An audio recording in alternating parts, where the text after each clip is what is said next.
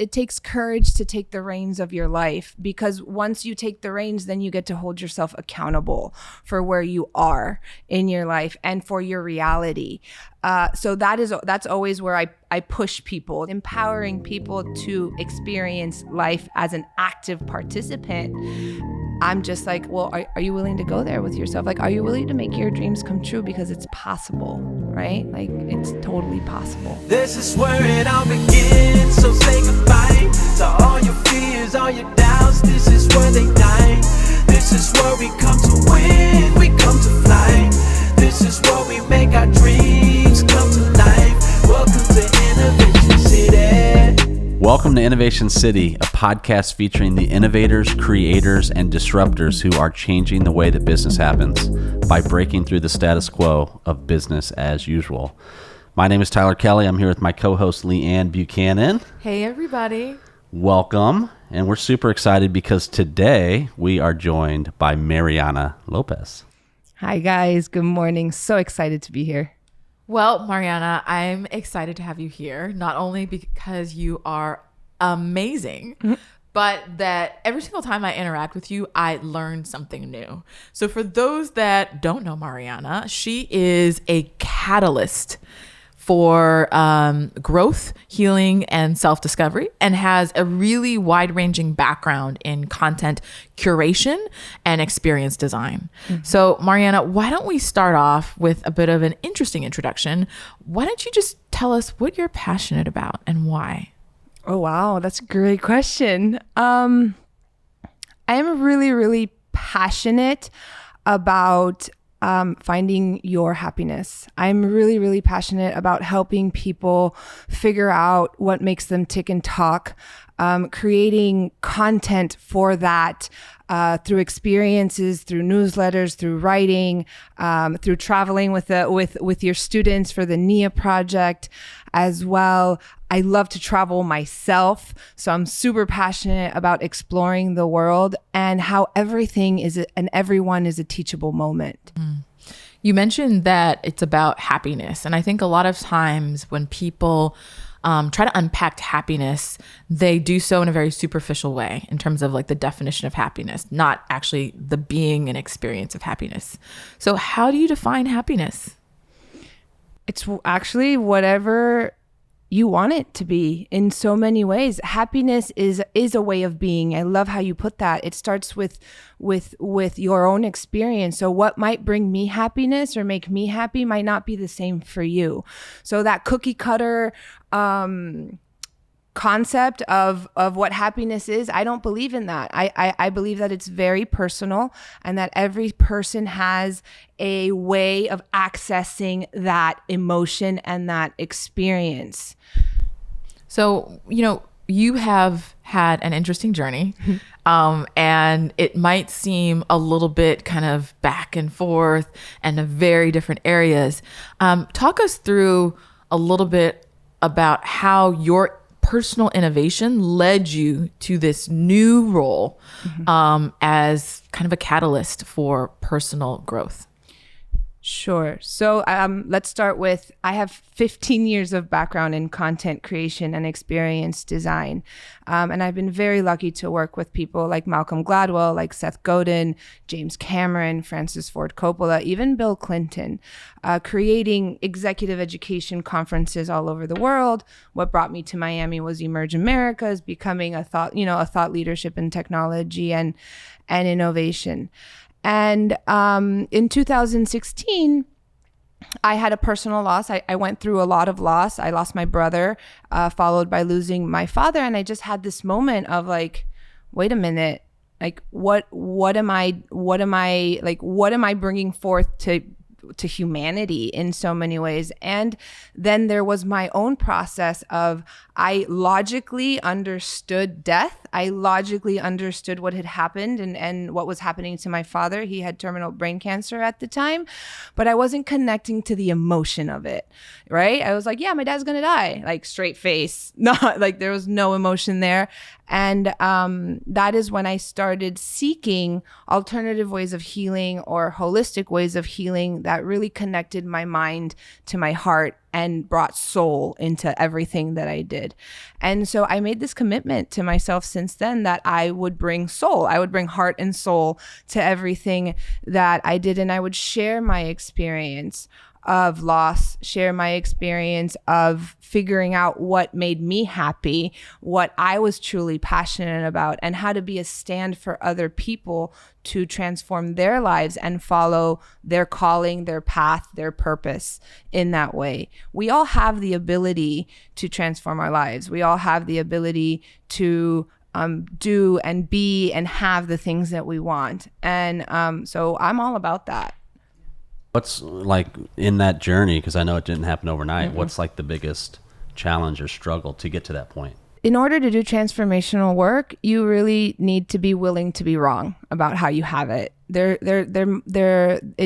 requires an open-mindedness and an open heartness, as well as my favorite word, vulnerability.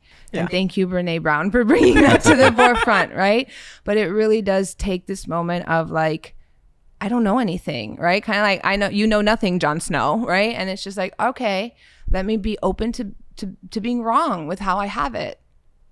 And then once you're vulnerable, what's the next step? Being open to trying things on differently, like challenging yourself, sitting with the uncomfortable feelings and figuring out what they're about, right? Like I had a friend of mine who's like, I don't know what's wrong with me. And I was like, okay, what could it be? I don't know. Well, what if you did know, right? And slowly taking someone down a path where they can actually acknowledge that they're angry, for example, right? Anger is a big one, especially in this country, right? And no, I'm not angry. I'm like, if you live in the US, you're angry. Like it's just part of it's part of who we are, right? And there's so much stigma around certain emotions like anger, like grief, shame, and it's like, no, I don't want to deal with that. I don't want to deal with that. And so creating a space for you to explore these emotions and heal it and be like, it's okay if I'm angry. I am. It's okay. I think one of the things that you do well is thinking about the experience. And I want to backtrack a little bit to when you were doing experiential design around thought leadership, around education, and more the executive or conference space. And one of the things I'm curious about is how do you, like, what are the tricks or the secret sauce to creating something where people can be both learning and inspired and then equipped to take action? So for my like rule of thumb is if I wouldn't listen to it or I don't understand it, then I'm not going to do it, right? Like, so first comes, again, going back to that heart and to that intention and to that authenticity of saying, if I'm not interested in this or I don't understand this, why would anybody understand it or want to hear from it, right? In that sense. And then I think one of the most powerful ways to have a group of people take away information or feel inspired is by interacting with them. More and more, I lean towards experiences where the audience is participating in some way, shape, or form. Like I'm holding them accountable to being there instead of like on their phones or talking to the person next to them, And so I want them to engage. Like more than anything, I want them to get curious and engage. So sometimes I'll look for out of the box speakers, in that sense, or a provocative topic where I know that not everyone is going to agree on, but whether it's a panel or a speaker, they can present a side and get you thinking. More than anything, I want to get you thinking, and I want to. Again, are you willing to be wrong with how you have it? Challenge that status quo or what your teacher told you or what, your company told you, et cetera, et cetera. And you talked about engagement in terms of kind of a more formal learning setting in the confines of a conference. But I guess my question for you is how do you kind of equip people to engage in life? Which is a different question, but I think something that the work that you're doing as a catalyst is definitely a facilitator of that. The first word that came up was courage, Right? So it really does. It takes courage to take the reins of your life, because once you take the reins, then you get to hold yourself accountable for where you are in your life and for your reality. So that's always where I push people to or I want to empower them to say, hey, my job doesn't fulfill me. Okay, I have a choice here. We always have choice. Are you going to complain about it for the rest of your life? Or are you going to do something about it? And what's possible for you in that place of doing this? One of my teachers always says, the I don't know is a cop out. When people say I don't know, it's actually fear of like digging into that space and being like, okay, because there's a fear of failure, there's fear of getting it wrong, all of those things. So in empowering people to experience life as an active participant, I'm just like, well, are you willing to go there with yourself? Like, are you willing to make your dreams come true? Because it's possible, right? Like, it's totally possible. So you mentioned that you went on a journey of seeking. Mm-hmm. At what point does that seeking transition to teaching? And what does that process look like? That's okay. I don't think I'll ever stop seeking. Like, I remember years ago, I applied for a job for Tough Mudder. I don't know if you guys know what Tough Mudder is, because I love being outdoors and physical and and they asked me to describe myself in 5 words, right? Which I thought was great. And so I wrote, I'm a passionate seeker of passion and purpose. I'm a curious seeker of passion and purpose. So the seeking for me, like the learning, is never, ever, ever going to be done. For me, like, I know this. I love taking courses. I love learning. I love reading. And there's always something else for me to learn. The way that I learn is by teaching. And in so many ways, that's how I also hold myself in integrity. I preach what I practice. If I'm not practicing it, I'm not going to talk to you about it. And so that's where embodiment comes in for me. And like I told Leanne, I'm probably one of the most grounded spiritual people you might meet, right? Because like, yes, let's, all of these things in the ethereal spiritual world, and let's get stuff done, right? Like, where am I going to hold, like, what are you going to do in order to get there? So yeah, that's a little bit where I'm at today. I think the same lines as what Tyler asked is there's that kind of shift to teaching, but tactically, how does one begin to package or create structure around what you're offering? Because a lot of times people think about coaching or everybody's doing this is very woo woo, but like, how do you translate that into business? Like, the personal growth and development industry has had exponential growth in the last 7 to 10 years. There's apps like Bootify, Calm app, Mind Valley is doing amazing. So this is a real part of the innovation community that we don't often talk about. So talk to us about how you're thinking about, from a business standpoint, kind of putting this together. It's really interesting, because when I started on this path in 2016, it was really to heal myself. Honestly, it was all about like figuring my stuff out. And I was curious about different types of modalities, and so I would sign up for a course, or I would go to that retreat, or I would seek out that teacher. And as and they didn't have like rhyme or reason at that point. It was like, I want to do breath work, okay, because I want to be able to like release stuck energy in my body, okay. I want to get certified in yoga because I love movement, and it's a great way to do movement meditation, theta healing, right? So I would take all of these courses, and then all of sound healing was a big one. I went out to San Francisco to get certified as a sound healer, came back with 7 bowls, and all of a sudden, like 7 frosted crystal sound bowls, and was just like, okay, so now what do I do with this? And I was like, people should experience sound bowls. So I started there. The first thing I offered was sound healing sessions for groups. And then I started I started offering breath work for people. And then I went through a transformational program called Gratitude Training and got certified as a transformational trainer through them as well. And I was like, okay, let me start incorporating this into what I talk about during my sessions. And from there, people started to approach me and ask, what else do you do? And I said, well, yeah, I'm happy to coach you. I'm happy to work with you.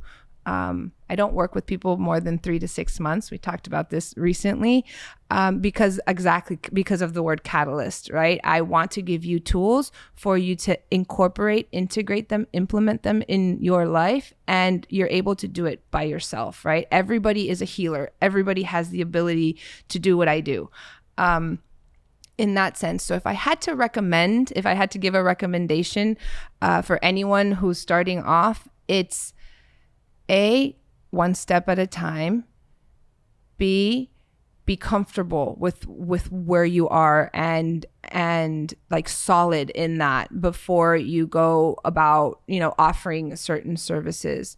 C, check in, like, if you're passionate about it, right? Like, make sure that it really is in alignment with where you want to go in your career. And give it, I talk about it as a seed, right? If you've planted the seed, it's going to take time to grow. I played sound bowl. Yes, today 20, 25 people show up for sound bowls, for one of my sound bowls. I played for a whole year and it was like 3 people, 4 people, 3 people, 4 people. And it was like, all right, but like that consistency is really important for any career change, honestly. So, in the industry, I think there's a lot of posers. Is that a good word? Fraudsters. Yeah. I'll just say that it. kind of just like repeat what Yes. they've, heard, right?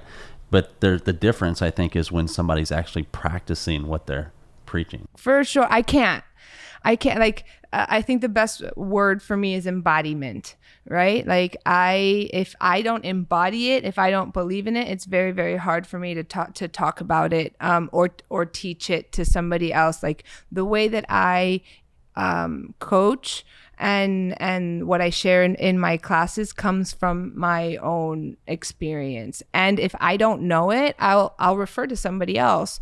Or if I don't think we're going to be a good fit for what you're looking for, I will refer you to somebody else. I don't think like all healers are for all people, especially in specific times of their lives, right? I'm very mindful of that. Again, going back to the word integrity, like I want to be in integrity at all times with my life personally and as someone who's supporting someone else in their journey. So this because this is one of my favorite quotes, but if you don't live it, it will not come out of your horn. Charlie Parker. And I think that, that as the indicator of whether or not you're the right healer or person to help kind of balance. We go to coaches for personal training. So for fitness, we go to coaches for leadership and life and executive.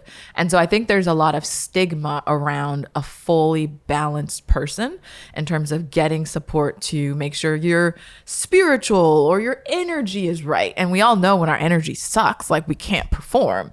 But I think there's an opportunity to destigmatize that.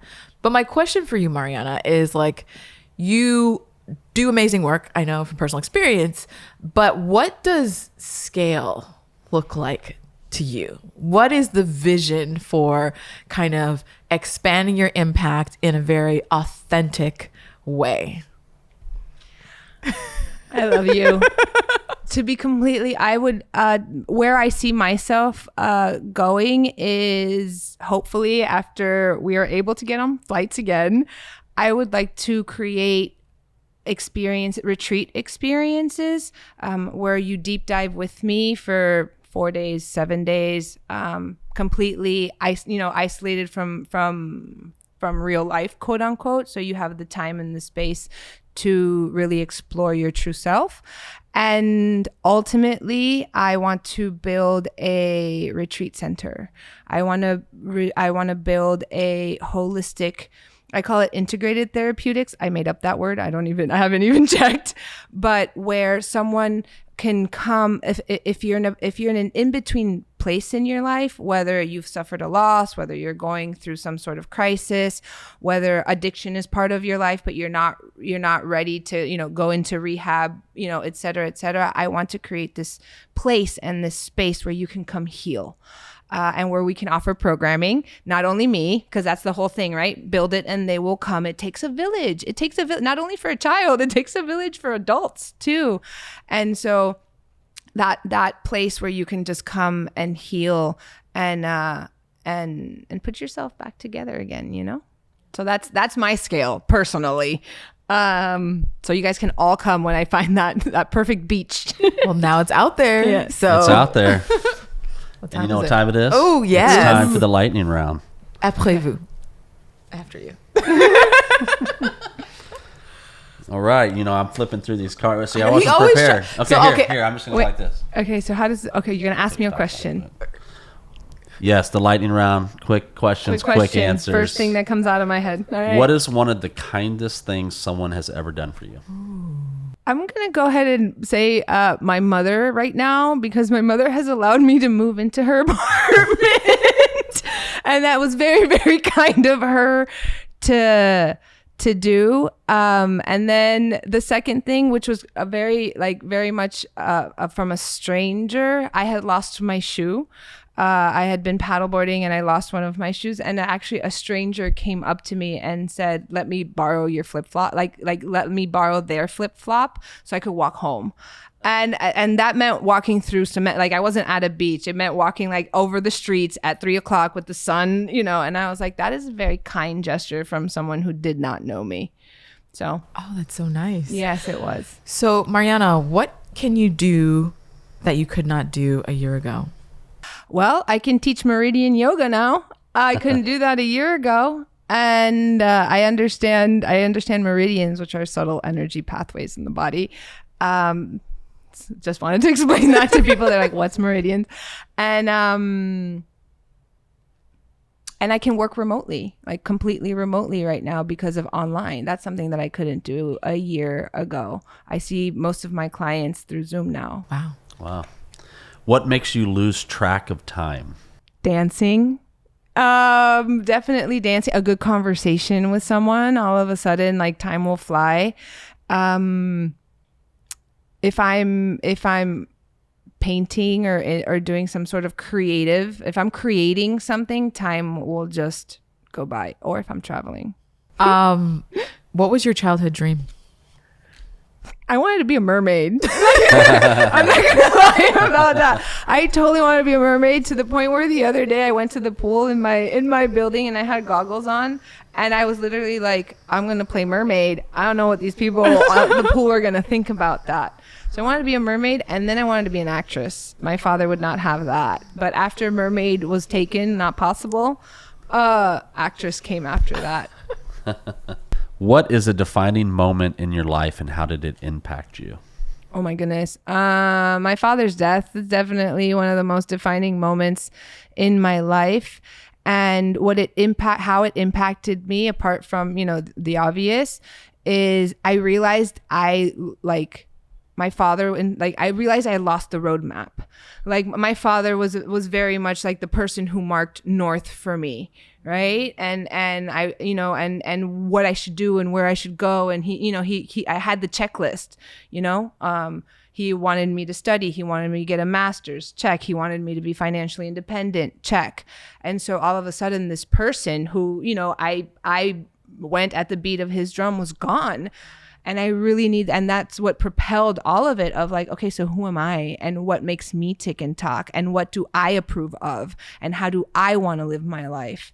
And so I'm, it might sound strange, but I'm so grateful for that experience, because at the same time, it allows me to be in spaces with people that most people are not comfortable with, right? So when it comes to, death or grieving, I'm like, all right, I'm like, call me, I got you. In that sense. I think last question. What would you do if you were not afraid? What would I do if I was not afraid?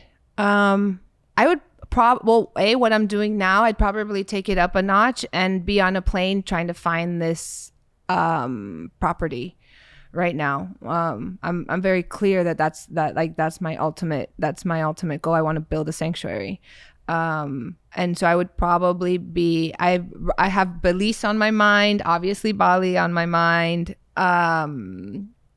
There's Guatemala maybe. So literally I would be on a plane right now, like looking for properties, and maybe have hired a market research company to be like, tell me where these places are, where I should go. Well, this has been an amazing conversation, Marianna. Thank you. Thank you. How can people get in touch with you? Social media. So you can either find me on Facebook through Marianna Lopez, Marianna with 2 N's, or Instagram at She Wanders Not Lost with an A, She Wanders Not Lost. Or you can go to my website, which is wandernotlost.co. Awesome. Yeah, Thank you for guys. coming. Oh my God, so fun. Awesome. Thank you for listening to Innovation City. If you like this episode, you can find more episodes at innovationcity.co or anywhere where you watch or listen to podcasts. Please subscribe, rate, and review, and we'll see you next week. This is where it all begins, so say goodbye.